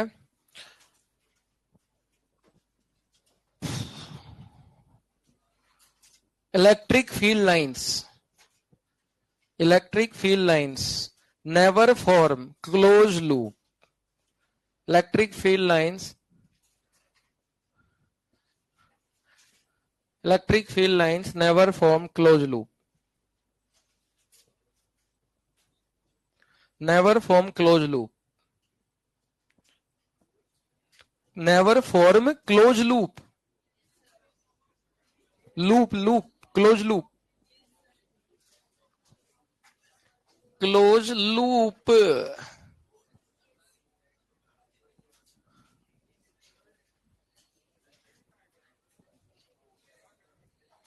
due to charged particles, due to charged particles, due to charged particles, charge particles से जो फील्ड लाइन बनती है जो कि हम पढ़ रहे हैं, ये कभी भी क्लोज लूप, जैसा कि डायग्राम में देखो क्या क्लोज लूप बन रहा है, क्या क्लोज का मतलब क्या होता है, जहां से शुरू वहीं पे खत्म। क्या ऐसी लाइन बन सकती है जैसे शुरू तो प्लस से होगी और खत्म भी प्लस पे ही हो जाए, ऐसा संभव है क्या, नहीं है, तो कभी भी इसका क्लोज लूप। लेकिन हमने बोला ड्यू टू चार्ज पार्टिकल, इसका मतलब क्या किसी और के कारण भी होती है क्या फील्ड लाइन, इलेक्ट्रिक फील्ड होता है, आगे पढ़ेंगे मैग्नेटिज्म में, टाइम वेरिंग मैग्नेटिक फील्ड से भी इलेक्ट्रिक फील्ड प्रोड्यूस होता है और उसकी क्लोज लूप बनती है। तो कोई हमसे अगर ऐसा स्टेटमेंट बोले कि electric field line never form close loop, तो ये स्टेटमेंट सही है कि गलत है, गलत, क्लोज लूप हो सकता है, मैग्नेटिक फील्ड से भी एक इलेक्ट्रिक फील्ड आता है, वो आगे हम पढ़ेंगे, बट अभी हम पढ़ रहे हैं ड्यू टू चार्ज पार्टिकल। तो चार्ज पार्टिकल से जो इलेक्ट्रोस्टैटिक फील्ड जो हम पढ़ रहे हैं अभी, वो वाला कभी क्लोज लूप नहीं बनाता। क्यों नहीं बनाता, क्योंकि जिस पॉइंट से वो स्टार्ट हुई वहीं पे खत्म हो जाए, ऐसा पॉसिबल नहीं है। इसको हम एक दूसरा रीजन और इसमें देते हैं, मतलब ये बहाना है बस वो दूसरे रीजन बताने का, वैसे तो ये समझ में आ ही रहा है कि जहां से स्टार्ट हो गई वहीं पे खत्म हो जाए ऐसा संभव नहीं है ना, बट इसका एक दूसरा और हम एक्सप्लेनेशन देते हैं। एक तो ये वाला एक्सप्लेनेशन हो गया कि भाई प्लस से शुरू होकर प्लस पे खत्म हो जाए, ऐसा संभव है क्या, नहीं, प्लस से शुरू होकर माइनस पे खत्म होगी या इंफिनिटी पे खत्म होगी, तो क्लोज लूप तो बनने से रहा। इसका एक दूसरा एक्सप्लेनेशन और होता है, वो थोड़ा सा डिफिकल्ट है, उसको ध्यान से समझना, कि ये जो इलेक्ट्रिक फील्ड है ना, चार्ज के कारण जो इलेक्ट्रिक फील्ड है, मतलब इलेक्ट्रोस्टैटिक फील्ड, ये कंजर्वेटिव फील्ड होता है। थोड़ा सा बेसिक की जरूरत पड़ेगी, conservative versus non conservative, conservative versus non conservative, जिन्होंने पढ़ा है वो समझ जाएंगे। कंजर्वेटिव फोर्स और non conservative force, conservative force वो होते हैं जिनका वर्क पाथ पे डिपेंड नहीं करता, और जिनका क्लोज लूप में वर्क क्या होता है, जीरो, और जिनका वर्क पोटेंशियल एनर्जी में कन्वर्ट हो जाता है, जैसे स्प्रिंग, स्प्रिंग का वर्क उसकी पोटेंशियल एनर्जी में कन्वर्ट हो जाता है, फिर जरूरत के टाइम काइनेटिक में मिल जाता है, जैसे ग्रेविटेशन। नॉन कंजर्वेटिव जैसे फ्रिक्शन, उसका वर्क पोटेंशियल में कन्वर्ट नहीं होता, वो हीट में बन के छू मंतर हो जाता है, वो उड़ जाता है, फिर कभी नहीं आता वापस, लॉस हो जाता है मतलब। तो कंजर्वेटिव होता है इलेक्ट्रोस्टैटिक फील्ड। कैसा फील्ड होता है ये, कंजर्वेटिव, क्योंकि इसका जो वर्क है ना वो पोटेंशियल एनर्जी में स्टोर हो जाता है, वो हम पढ़ेंगे इसके जस्ट बाद में, और उस एनर्जी को हम यूज भी कर सकते हैं। यहां पर कंजर्वेटिव होने के कारण इसका एक, कंजर्वेटिव की डेफिनेशन कोई बताएगा मेरे को, कंजर्वेटिव की अभी जैसे हमने बोली भी थी कि एक लूप में वर्क जीरो होता है, या फिर इसको दूसरा डेफिनेशन ये भी दे सकते हैं कि इसका कंजर्वेटिव का वर्क पाथ पे डिपेंड नहीं करता। कंजर्वेटिव, कंजर्व रहती है उसमें एनर्जी, नॉन कंजर्वेटिव जैसे फ्रिक्शन, उसमें एनर्जी कंजर्व हीट के फॉर्म में यूनिवर्स में चली जाती है, फिर वो हीट वापस नहीं आती। तो इसका एक एक्सप्लेनेशन ये भी यहां पर लिख लेना, क्या लिख लो, electric field is conservative field, यानी इसका फोर्स भी कंजर्वेटिव फोर्स होगा फिर, hence its work its work in a closed loop should be what? Should be what? 0. Check करने का तरीका भी यही होता है किसी को कंजर्वेटिव है कि नहीं. अच्छा, इसका चेक करने का तरीका भी होता है कंजर्वेटिव कोई है कि नहीं है, इसको चेक करने का तरीका किसी ने पढ़ा हो तो बता सके मेरे को. क्या नहीं, वो एनर्जी तो कैसे लिखेंगे? जैसे मैंने आपको फोर्स दिया एक्स स्क्वायर आई cap plus Y j cap, अब इसको कैसे चेक करेंगे कंजर्वेटिव है कि नहीं है? पार्शियल डिफरेंशिएशन ऐसा कुछ पढ़ा है? ऐसे नहीं पढ़ा होगा तो मैं बता देता हूं, पढ़ लेना. कोई भी कंजर्वेटिव है कि नहीं है उसको चेक करने का तरीका क्या है? उसका जो है हाउ टू चेक, अगले टेस्ट में आ भी रहा है ये वर्क एनर्जी, शायद आ रहा है ना. हाँ, तो हाउ टू चेक कि कोई फोर्स कंजर्वेटिव है. तो अगर वो कंजर्वेटिव है तो उसका जो है इफ कंजर्वेटिव, तो उसका जो है ये डेल्टा क्रॉस एफ क्या होगा? 0. और अगर कंजर्वेटिव नहीं है तो ये 0. ये क्या है? डेल्टा, डेल्टा या नेबला भी बोलते हैं इसको. Nabla, nabla, NABLA, nabla. इसका वैल्यू क्या होता है? इसका वैल्यू होता है del by del x i cap plus del upon del y j cap plus del upon del z k. और जब इसका किसी के साथ क्रॉस प्रोडक्ट करता है तो इस प्रोसेस को बोलते हैं कर्ल. क्या बोलते हैं? कर्ल. जैसे कर्ली हेयर होते हैं ना, कर्ल, ऐसे कर्ल. डेल्टा क्रॉस एफ यानी curl of force should be 0. अच्छा, इसको करते कैसे हैं क्रॉस प्रोडक्ट को? क्रॉस प्रोडक्ट कैसे करते हैं? देखो, थोड़ी एक्स्ट्रा बातें हैं लेकिन बता देता हूं, काम आ जाएगी. डिटर्मिनेंट बना के सबसे अच्छा तरीका रहता है. क्या बना के आता है डिटर्मिनेंट? कैसे बनाए डिटर्मिनेंट बताओ? ऐसे बना लेंगे ना, आई जे के ऊपर लिख लेंगे. उसके बाद वो जो ए क्रॉस भी कर रहे हैं तो पहले ए वेक्टर के कंपोनेंट आएंगे, फिर बी वेक्टर लिख रहे हैं तो बी वेक्टर के कंपोनेंट आएंगे. जैसे ए क्रॉस बी करते हैं अपन, अरे ऐसे बनाते हैं ना डिटर्मिनेंट. जैसे मेरे को इसका वो करना है क्रॉस प्रोडक्ट, तो अपन इसका एक डिटर्मिनेंट बनाएंगे. क्या बनाएंगे? डिटर्मिनेंट. इसमें ऊपर ही ऊपर लिखेंगे आई जे के. इस वाले कॉलम में आई वाले, जैसे ये आई के साथ क्या है इसमें, पहले कौन आ रहा है? ये पहले इसको लिखेंगे डेल बाई डेल एक्स, फिर इधर लिखेंगे डेल अपॉन डेल वाई, फिर इधर लिखेंगे डेल अपॉन डेल जेड. फिर ये कौन आ रहा है? एफ. तो फिर फोर्स के कंपोनेंट आएंगे इधर, फोर्स का एक्स कंपोनेंट. ये इलेक्ट्रिक फील्ड चेक कर रहे हैं तो इलेक्ट्रिक फील्ड का कंपोनेंट आ जाएंगे एफ वाई और फिर एफ जेड. अच्छा, इसको खोलते कैसे हैं? पहले आई के साथ लेंगे, इस वाले कॉलम को छोड़ देते हैं, दिस इंटू दिस माइनस, फिर जे इसको प्लस के साथ, इसको माइनस के साथ, इसको इसके जे के साथ आएगा, ये वाला कॉलम छोड़ देंगे, दिस इंटू दिस माइनस. आता है खोलना? हाँ, तो उसको कर लेंगे. अगर वो 0 आ गया तो ये कैसा है? कंजर्वेटिव. अगर 0 नहीं आया तो कैसा है? Non conservative. जैसे मैं प्रैक्टिस एक क्वेश्चन की करा देता हूं यहाँ पर, ठीक है ना. हाँ, वो 11th वाला भी काम हो जाएगा.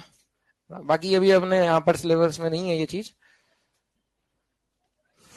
मतलब ये नहीं, मैथ्स में नहीं, फिजिक्स में ही है, इस चैप्टर में नहीं है ये. हाँ, वर्क एनर्जी में आता है. वो बात आ गई तो मैंने सोचा बता ही देता हूँ, फायदा ही हो जाएगा.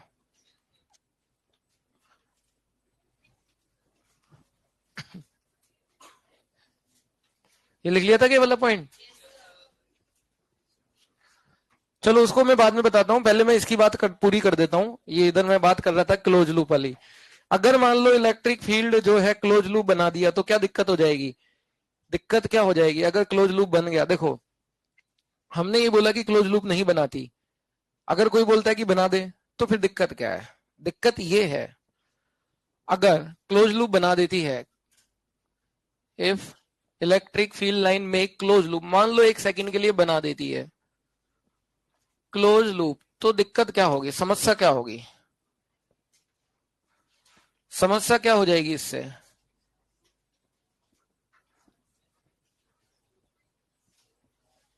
समस्या ये हो जाएगी कि जैसे मान लो ये क्लोज लूप बन गया, जरूरी नहीं है सर्किल हो, ये कुछ भी शेप हो सकता है. मान लो यहां से स्टार्ट होकर यहीं खत्म हो गई, तो दिक्कत ये हो गई, प्रॉब्लम ये हो गई कि इसका वर्क जीरो नहीं होगा, जबकि ये कंजर्वेटिव है और इसका वर्क क्या होना चाहिए, जीरो। आपको कैसे नहीं हुआ वर्क जीरो? देखो, मैं एक पार्टिकल उठा के लाया कहीं से क्यू, और मैंने इसको सर्किल पे, ये लूप पे चलाना स्टार्ट किया। इलेक्ट्रिक फील्ड भी ऐसे ही है, तो ये जो पार्टिकल अगर मैं इसको ऐसे चलाऊं थोड़ा सा ds, और फोर्स जो लगेगा वो क्यू ही लगेगा। ई किधर होगा? अलोंग द टेंजेंट लाइन के। इलेक्ट्रिक फील्ड किधर होगा? फील्ड लाइन के टेंजेंट। तो फील्ड लाइन के टेंजेंट होगा ई, तो फोर्स भी ऐसे ही लगेगा क्यू ई, और डिस्प्लेसमेंट भी ऐसे ही होगा। तो हर पॉइंट पे, जैसे थोड़ा चलते चलते यहां पहुंच गए, तो यहां पर भी फोर्स ऐसे लगेगा क्यू ई, बोलो हाँ या ना। और छोटा छोटा डिस्प्लेसमेंट ds कर रहा है, ds भी अलोंग द टेंजेंट ही होगा। तो हर पॉइंट पे जो है वर्क जो होगा dw, dw क्या होता है किसी भी फोर्स का वर्क, एफ डॉट ds। तो एफ डॉट ds की वैल्यू क्या होगी? Q E dot ds। और इनमें हर पॉइंट पे एंगल 0 डिग्री रहेगा, और cos जीरो क्या हो जाएगा? डॉट प्रोडक्ट में 1 हो जाएगा। तो यानी dw हर पॉइंट पर पॉजिटिव रहेगा। dw हर पॉइंट पर कैसा रहेगा? और बच्चों हर पॉइंट पे dw पॉजिटिव रहेगा, तो टोटल वर्क भी कैसा रहेगा? पॉजिटिव। जीरो तो हो ही नहीं सकता। जीरो तो तब होता जब किसी पॉइंट पे पॉजिटिव होता तो किसी पे नेगेटिव होता, ताकि उसका नेट वर्क क्या हो जाए? जीरो। अगर हर पॉइंट पे ही वर्क पॉजिटिव है तो नेट वर्क भी कैसा होगा? ये आपको अगर उल्टा चला देते, उल्टा चला दे तो हर पॉइंट पे cos 180 तो नेगेटिव वर्क आता। ये समझ में आया ना? पॉजिटिव पॉजिटिव समझ में आ गया ना? उल्टा चलाते तो नेगेटिव आता, मतलब या तो पॉजिटिव आएगा या नेगेटिव आएगा, जीरो तो नहीं आएगा। तो हमारी समस्या क्या हुई कि वर्ग जीरो नहीं आ रहा, जबकि होना क्या चाहिए? जबकि होना क्या चाहिए? Zero, while it should be zero. तो ये समस्या हो गई, इसका मतलब क्लोज लूप बनेगा ही नहीं, इसका मतलब क्लोज लूप बनेगा ही नहीं। तो ये भी एक एक्सप्लेनेशन दे सकते हैं। ठीक, तो दो तरह से हमने इसको एक्सप्लेन किया, समझ में आ गया दोनों तरीके? चलो तो इसको लिख लो जल्दी से। तो ये है कुछ प्रॉपर्टीज इलेक्ट्रिक फील्ड लाइंस की। इसका भी मैं एक प्रैक्टिस क्वेश्चन ले लेता हूं, इधर लिख लिया इसको।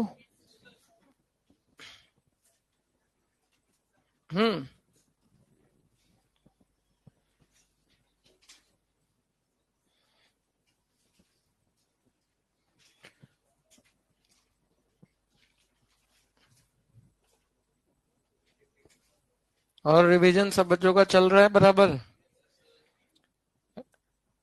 रिवीजन में अपने को ये भी करना है, अपना 12th वाला भी करना होता है, जो चैप्टर हो चुका है। जैसे ऑप्टिक्स हो चुका है तो ऑप्टिक्स का रिवीजन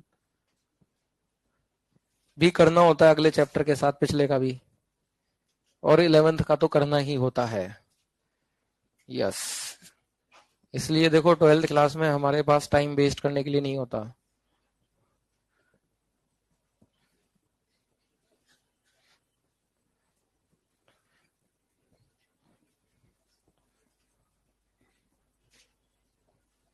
और अगर हम मोबाइल में टाइम वेस्ट ना करें तो हो जाता है। अच्छी बात है, नहीं है जिनके पास, बट मैं बता रहा हूँ, क्योंकि ज्यादातर बच्चों की यही शिकायत रहती है कि हमें टाइम नहीं मिलता रिवीजन का, है ना? क्या मिल जाए? बिल्कुल मिल सकता है, अगर हम एक भी मिनट टाइम। और सबसे बड़ा फैक्टर तो आज की तारीख में मेरे हिसाब से यही है, मोबाइल वाला ही। क्यों?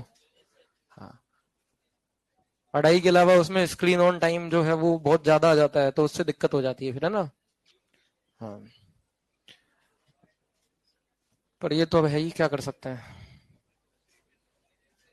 पता सबको होता है लेकिन फिर भी बता दूं क्या?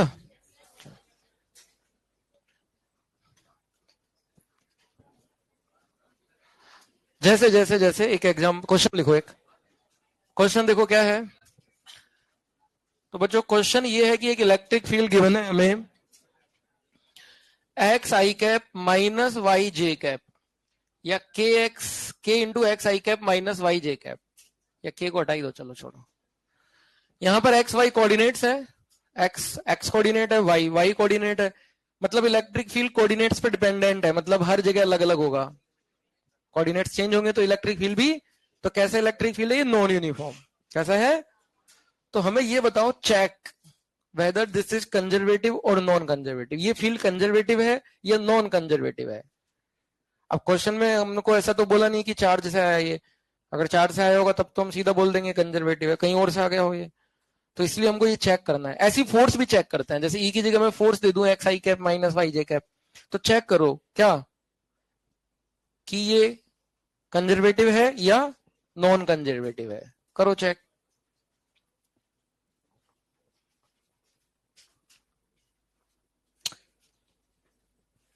तो वही अपन करने वाले हैं, क्या क्या करने वाले हैं बोलो, क्या करने वाले हैं बोलो, क्रॉस प्रोडक्ट करने वाले हैं इलेक्ट्रिक फील्ड का, किसके साथ, नेबुला के साथ, है ना। बताओ क्या लिखे इसमें,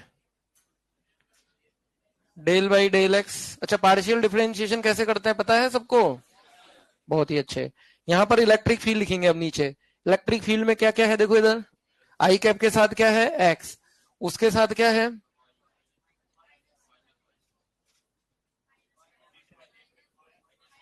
माइनस वाई, और जेड के साथ जीरो। क्या आएगा इसका,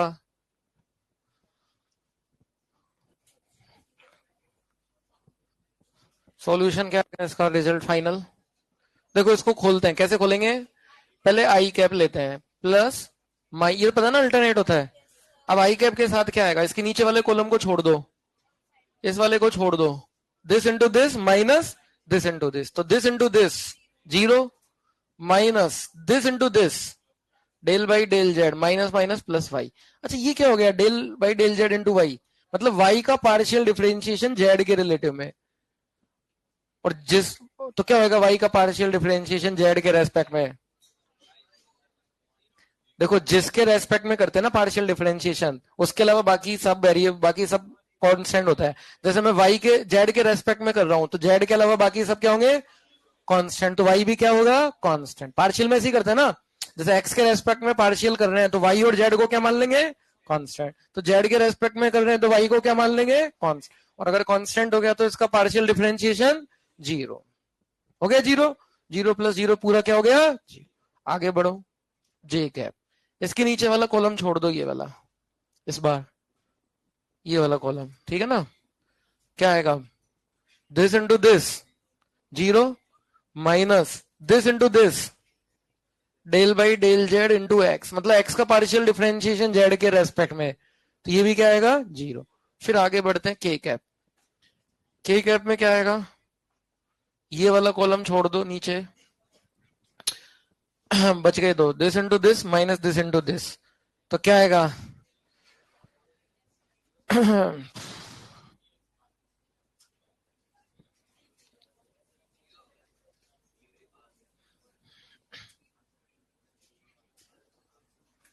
क्या आएगा, del by del x into minus y minus del upon del y into x.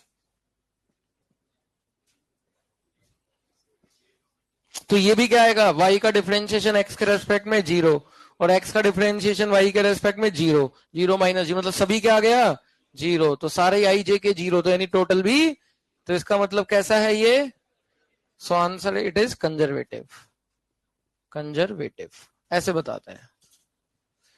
Question की लैंग्वेज ऐसे भी हो सकती है कि check whether this field is electrostatic field और नॉट, क्योंकि इलेक्ट्रोस्टैटिक फील्ड चार्ज से होता है, चार्ज चार्ज से होता है प्रोड्यूस, और वो भी अगर चार्ज से होगा तो कैसा होगा कंजर्वेटिव, तो उसमें भी हमें यही चेक करना रहेगा कि क्या वो कंजर्वेटिव है या नहीं है।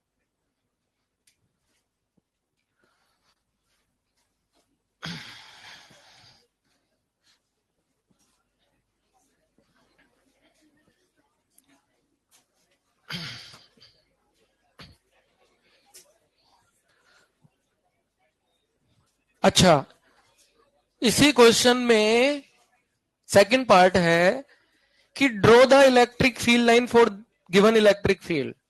इस बार हमें ई का एक्सप्रेशन दिया है और उसकी फील्ड लाइन बनानी है, तो इस बार मैथ्स यूज होने वाली है। Draw electric field lines for given field,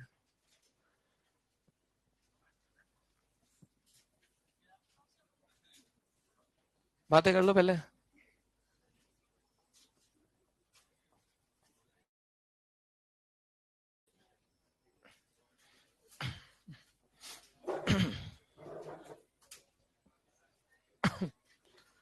electric field line draw करो।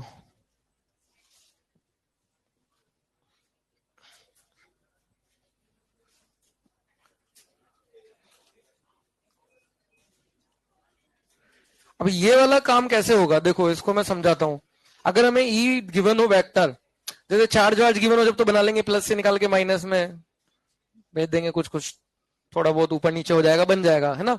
यहां तो ई दिया हुआ है, यस, यहां तो ग्राफ से ही होगा काम, क्योंकि ई की वैल्यू हमें दी हुई है इस बार, तो इसके अकॉर्डिंग बनाना पड़ेगा ग्राफ। मतलब फील्ड लाइन जो ग्राफित होती है ना, अब कैसे बनाएंगे, देखो इसको समझना इधर। इस तरह से हमें ई दिया हो तो कैसे बनाएंगे। इलेक्ट्रिक फील्ड लाइन देखो एक्स वाई प्लेन में है, क्योंकि जेड कंपोनेंट तो है नहीं इसके पास, तो इलेक्ट्रिक फील्ड जो हमें एक्स वाई प्लेन में ही बनाना है उसको, ठीक है, एक्स वाई प्लेन में बनाना है।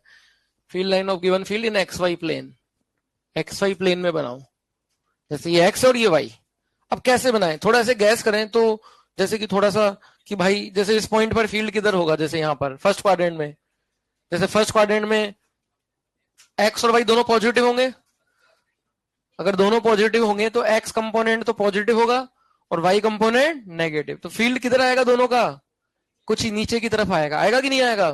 जैसे थोड़ा आगे गए यहाँ कहीं, तो जैसे आगे जाएंगे तो कौन सा कोऑर्डिनेट बढ़ेगा, एक्स की तरफ जाने पर एक्स, तो इलेक्ट्रिक फील्ड किस तरफ मुड़ेगा, जो कंपोनेंट बढ़ेगा उसी की तरफ मुड़ेगा ना। तो कुछ ऐसा नहीं लग रहा कि एक्स की तरफ मुड़ेगा ऐसे।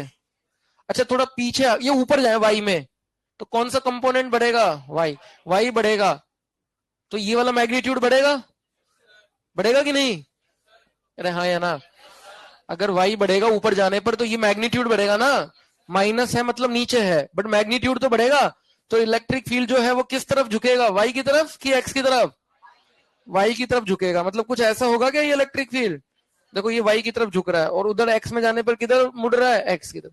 ये से थोड़ा हमने गैस किया है कि कुछ ऐसा बनेगा, यस और नो। अच्छा अगर यहां बनाना हो सेकंड क्वाड्रेंट में, तो सेकंड क्वाड्रेंट में, तो सेकंड क्वाड्रेंट में एक्स कोऑर्डिनेट तो नेगेटिव होगा, तो इलेक्ट्रिक फील्ड का एक्स कोऑर्डिनेट नेगेटिव होगा, तो ये ई एक्स, एक्स कंपोनेंट भी क्या हो जाएगा, नेगेटिव।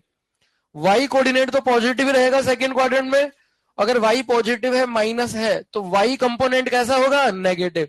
तो इलेक्ट्रिक फील्ड का वाई कंपोनेंट किधर आएगा, नीचे। तो रिजल्टेंट किधर आएगा, दोनों का बीच में आएगा कि नहीं आएगा ऐसे। चलो इनको हटाओ, तो नेट फील्ड चाहिए ना अपने को। अब अगर हम थोड़ा सा उधर जाएं ऊपर की तरफ, मतलब ऊपर जाएं उधर, पीछे और ऊपर, एक्स को कम करें और ऊपर जाए वाई को बढ़ाएं, तो कौन सा कंपोनेंट बढ़ेगा, वाई।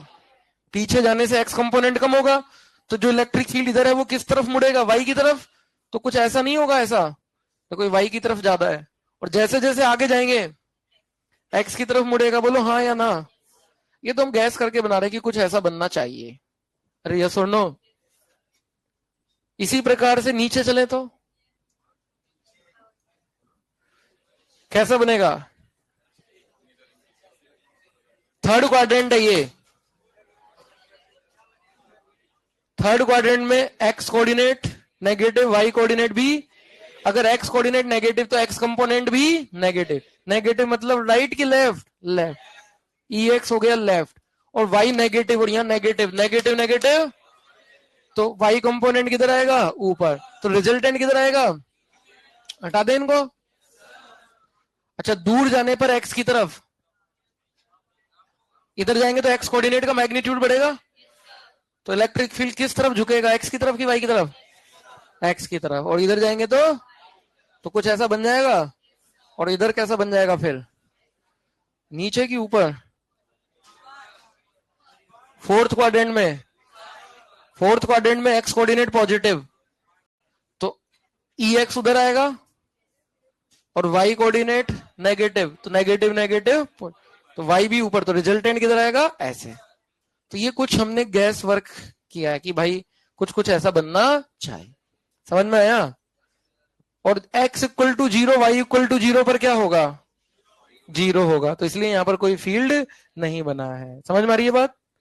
और अगर हम थोड़ा सा इधर जाएं आगे की तरफ, तो देखो इन्फिनिट, ये नहीं, उसकी डायरेक्शन नीचे है, ऊपर जा रहा है वो, यहां पर जस्ट इधर पास में देखें, y तो 0 ही रहेगा, इसकी डायरेक्शन ऐसे हो रही है। अब आपको कि ये थोड़ा सा मतलब तरीका समझ में तो आ गया वैसे।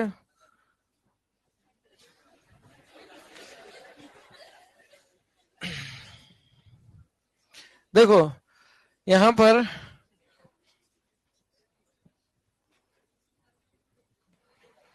जो है, अब वो तो देखो person person to person depend करता है, मैं क्या बताऊं इसमें, है ना। अब इसमें हम अगर मैथ्स यूज करें, पूरा प्रॉपर फुल फ्लैश मैथ से इसकी इक्वेशन निकाल के फिर ग्राफ प्लॉट करें, तो फिर आ जाएगा मजा। इक्वेशन निकाल लें इसकी, चलो तो इक्वेशन निकाल लेते हैं। Equation of electric field line. अब ये एक्स वाई प्लेन में है, तो इक्वेशन जो होगी वो किस में होगी, किस किस में होगी इक्वेशन। जैसे हम कोई ग्राफ बनाते हैं एक्स वाई प्लेन में, जैसे स्ट्रेट लाइन ग्राफ बना दिया, तो ये किस में होती है इसकी equation, y equal to m x plus c, y और एक्स में होती है ना। जैसे कोई पैराबोला है एक्स वाई प्लेन में, तो उसकी equation y x square y equal to k x square, तो एक्स और वाई में रिलेशन होगी ना। तो एक्स वाई प्लेन में जो इलेक्ट्रिक फील्ड लाइन बनेगी, तो उसकी इक्वेशन किस में होगी, equation of electric field line किस में होगी, बताओ मुझे। एक्स और वाई में होगी, पक्की बात है ये एक्स और वाई में होगी। अच्छा, एक्स और वाई में होगी, जैसे ट्रेजेक्ट्री वाली चीज हो गई ये, पाथ जैसे प्रोजेक्टाइल का पाथ होता था ना वो, एक्स और वाई में रिलेशन ऐसा हो गया है। कैसे निकाले एक्स और वाई में रिलेशन, तो एक ही तरीका मुझे समझ में आ रहा है कि अपन जो है, जैसे किसी भी पॉइंट पर अगर इलेक्ट्रिक फील्ड देखे, मान लो सपोज इस पॉइंट पर, तो किधर आएगा, जैसे कि नीचे आया ऊपर, आई डोंट नो, बट मुझे अगर एक चीज मैं बोलूं कि इलेक्ट्रिक फील्ड जिधर भी आएगा उसका जो स्लोप होगा क्या होगा, मतलब जैसे मान लो इलेक्ट्रिक फील्ड सपोज इधर आ रहा है, मुझे नहीं पता, तो इसका एक एक्स कंपोनेंट इधर होगा, ये वाई ऊपर होगा, ये तो मैंने मान लिया, उसमें तो एक्चुअली में वाई नीचे था। तो इसका जो स्लोप होगा एक्स एक्सिस से एंगल टेन थीटा, वो कितना होगा, tan theta slope, E Y by ये। और स्लोप को क्या अपन D Y by D X भी लिख सकते हैं क्या, किसी के भी स्लोप को। तो ये जो इलेक्ट्रिक फील्ड लाइन का स्लोप होगा उसको भी d Y by D x लिख दें क्या। और e Y by e x, और बच्चों e Y by e x कितना है बताओ, ई वाई कितना है माइनस वाई, ई एक्स कितना है एक्स। आगे एक्स और वाई में रिलेशन, डी हटा दो एक्स और वाई में आ जाएगा। कैसे हटता है डी, इंटीग्रेशन, और डी लगता कैसे है डिफरेंशिएशन। तो क्या कर दूं इसका, है इंटीग्रेशन बोथ साइड करो, तो वेरिएबल सेपरेट करना पड़ेगा, तो डी वाई के नीचे भेज दिया वाई, और डी एक्स को उधर भेज दिया अपन ने, हो गया वेरिएबल सेपरेशन, दोनों तरफ इंटीग्रेट, वन बाई वाई का वन बाई एक्स का, लिमिट नहीं पता मुझे इनिशियली क्या है, तो मैं यहाँ इंडेफिनेट कर देता हूं प्लस सी। इंडेफिनेट में कुछ कांस्टेंट जोड़ते हैं ना यहाँ पर, अरे ये सुनो, इसको इधर ले आओ, l n y plus l n x, l n a plus l n b, l n y x equal to constant, तो y इंटू एक्स बराबर e की पावर कांस्टेंट, वो एक नया कांस्टेंट आ जाएगा, अरे कांस्टेंट तो कांस्टेंट ही होता ना, तो y इंटू एक्स बराबर कांस्टेंट आ गई। और ये किसकी इक्वेशन होती है, y इंटू एक्स कांस्टेंट, यानी y proportional to one by x, किसकी इक्वेशन होती है ये, y proportional to one by x किसका ग्राफ होता है, हाइपर रेक्टेंगुलर हाइपरबोला, यानी कैसा ग्राफ बनेगा, और हमारे गैस में भी कैसा बना था, रेक्टेंगुलर। तो ये जो ग्राफ है इसको और अच्छे से बना दें, हाइपरबोला जैसा बनेगा ये, और वही हमने बनाया था, लेकिन हर क्वाड्रेंट में बनाया हमने, फर्स्ट सेकंड थर्ड फोर्थ, सिर्फ एक में ही बना के नहीं छोड़ दिया। एरो कैसे देखा, एरो कैसे देखा कि इधर लगेगा कि इधर लगेगा, जैसे दोबारा बताओ थर्ड क्वाड्रेंट में एरो कैसे आएगा, एक्स कंपोनेंट किधर आएगा, नेगेटिव आएगा एक्स थर्ड क्वाड्रेंट में, और वाई कंपोनेंट आएगा positive, x negative y positive, तो रिजल्टेंट किस तरफ आएगा इधर, तो ऐसे लगेगा ना एरो। अच्छा ये तो इस पॉइंट पे बनाई, इलेक्ट्रिक फील्ड लाइन दो तीन अपनी इच्छा के हिसाब कितनी भी बना सकते हैं ना। अगर मैं ऑनलाइन बनाऊं इसमें फर्स्ट में, तो कैसे बना सकता हूं क्या, ऐसे नहीं बना सकते, और अपनी इच्छा अपन कितनी बना ले, तो जरूरी है कि हम एक ही हाइपरबोला बनाए, बहुत सारे बना सकते हैं, पूरा फैमिली ऑफ हाइपरबोला बना देंगे। ये लो,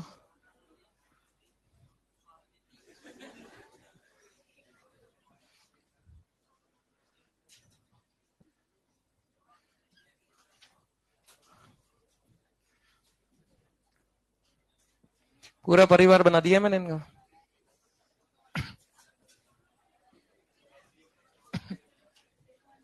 थोड़े सुंदर नहीं बने, रुको दोबारा बना।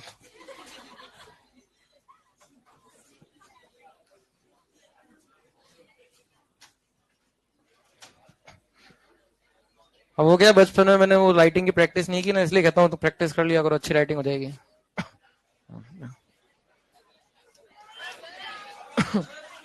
हाँ।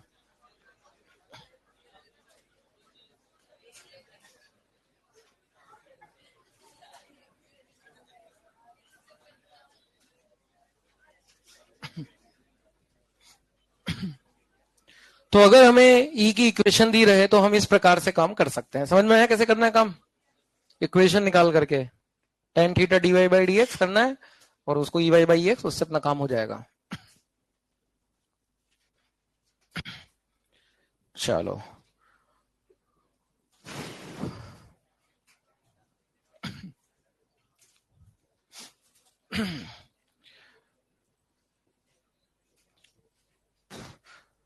बना लिया क्या?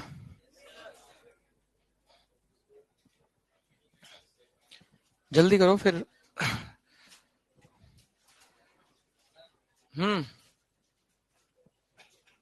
पता है,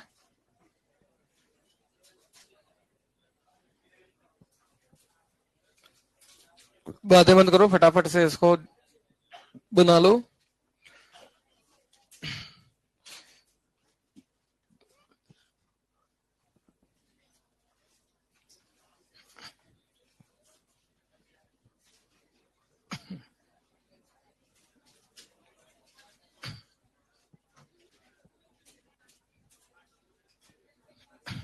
एक पॉइंट और मैं बताना चाहता हूं, इसी में फील्ड लाइन से रिलेटेड है, ठीक है ना। जैसे अभी ये फील्ड लाइन बनाई थी अपन ने, अरे बच्चों बातें मत करो, देखो इधर, जैसे ये फील्ड लाइन बनाई थी, अगर एक पार्टिकल को यहां पर, चार्ज पार्टिकल को रेस्ट से छोड़ दें, किससे छोड़ दें, तो क्या वो फील्ड लाइन जिस पे छोड़ा है उस फील्ड लाइन को फॉलो करेगा? क्यों करेगा? जैसे मान लो ऐसी फील्ड लाइन होती, जैसे क्यू की फील्ड लाइन ऐसी, ये तो रेडियली वाली फील्ड लाइन है, ऐसे स्ट्रेट लाइन। अगर मैं यहां पर एक क्यू नोट को रेस्ट से छोड़ दूं, तो क्या ये इसी फील्ड लाइन को फॉलो करेगा क्या? वाई? यस, क्योंकि फोर्स जो लगेगा इस क्यू नोट पर वो ई की डायरेक्शन में लगेगा, तो फोर्स इधर लगेगा तो किधर चलेगा? इधर। लेकिन यहां पर छोड़ दूं तो भी ये इसी के लॉन्ग चलेगा क्या? नहीं। स्ट्रेट लाइन है तो फॉलो करेगा, कर्व लाइन है तो फॉलो नहीं करेगा। रीजन कोई बताएगा? क्योंकि कर्व पाथ में चलने के लिए सेंट्रीपिटल फोर्स चाहिए। क्या चाहिए? और यहां सिर्फ टेंजेंशियल। देखो ये जिस इस पे रेस्ट से छोड़ा तो इधर फोर्स लगेगा क्यू ई का, क्यू नॉट ई का फोर्स लगेगा तो इधर चलने लगेगा। स्ट्रेट लाइन में वेलोसिटी और फोर्स एक डायरेक्शन में है, तो जो फोर्स वेलोसिटी की डायरेक्शन में होता है वो टेंजेंशियल फोर्स कहलाता है। कैसा कहलाता है? और वो स्पीड बढ़ाता है। क्या करता है? स्पीड। तो स्पीड बढ़ती रहेगी, चलता रहेगा। लेकिन यहां पर जब इसको हम छोड़ेंगे रेस्ट से, तो स्टार्टिंग में तो ये कर्व लाइन के अलोंग चलेगा थोड़ा सा, लेकिन जैसे ही वो लाइन मुड़ जाएगी, लेकिन ये नहीं मुड़ पाएगा। क्यों? क्योंकि किसी को भी अगर मुड़ना है, चाहे वो सर्कुलर पाथ हो या कोई भी कर्व पाथ हो, कोई भी अगर किसी को भी अगर मुड़ना है जैसे पार्टिकल को, तो उस पर वेलोसिटी, जैसे इस पॉइंट पर मुड़ना है तो वेलोसिटी के परपेंडिकुलर एक फोर्स होना चाहिए, जिसको कौन सा फोर्स कहते हैं? तभी वो मुड़ सकता है। बिना सेंट्रीपिटल के कोई अपनी डायरेक्शन चेंज नहीं कर सकता। इसी प्रकार एक्सीलरेशन के बारे में बोलते हैं, फोर्स से एक्सीलरेशन आता है। एक होता है सेंट्रीपिटल, एक होता है टेंजेंशियल। टेंजेंशियल का काम होता है स्पीड चेंज करना, सेंट्रीपिटल का काम होता है वेलोसिटी की डायरेक्शन चेंज। तो ये जो फोर्स लगेगा क्यूई का इनिशियली यहां से छोड़ने पर, वो तो फील्ड लाइन के लॉन्ग लगेगा। तो ये थोड़ा सा आगे बढ़ा, अब ये ई तो ऐसे मुड़ रहा है, लेकिन पार्टिकल की वेलोसिटी को ऐसे मोड़ने के लिए इसके परपेंडिकुलर एक फोर्स चाहिए वेलोसिटी के। क्या यहाँ वेलोसिटी के परपेंडिकुलर कोई फोर्स आएगा क्या? जैसे थोड़ा सा चलाइए, वी वेलोसिटी गेन कर ली इसने, फिर क्या वेलोसिटी के परपेंडिकुलर कोई फोर्स आएगा क्या? नहीं आएगा। तो ये बिल्कुल एग्जैक्ट नहीं चलेगा। तो फिर कैसा चलेगा? थोड़ा सा वो नीचे निकल जाएगा, फिर दूसरी फील्ड लाइन के कांटेक्ट में आ जाएगा। मतलब ऐसे चलेगा ये। कैसे? ऐसे चलेगा, जैसे ये फील्ड लाइन है, एक एक ये फील्ड लाइन है, एक ये फील्ड लाइन है। मान लो मैंने यहां से छोड़ा तो थोड़ा सा इधर चला, मोड़ने वाला परपेंडिकुलर फोर्स नहीं है तो वो आउट ऑफ लाइन चला गया। फिर दूसरी लाइन के कांटेक्ट में आया, फिर ये थोड़ा सा इसको इधर धक्का मारेगी, लेकिन वो बिल्कुल एग्जैक्ट उसके अकॉर्डिंग नहीं मुड़ेगा, थोड़ा सा इधर चला जाएगा, तो वो अलग ही अपना पाथ बनाता रहेगा कुछ, मतलब फील्ड लाइन को फॉलो तो नहीं करे। तो अगर ये स्टेटमेंट है कि ए particle release from rest always follow a field line, true और फॉल्स, लेकिन स्टेटमेंट है follow a straight field line, true, तो ये फॉल्स किस लाइन की वजह से फॉल्स हुआ, कारण की। तो एक नोट लगा के लिख लेना ये वाली बात। If A charge particle release from rest,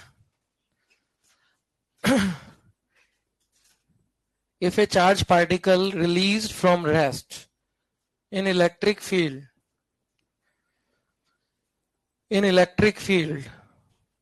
then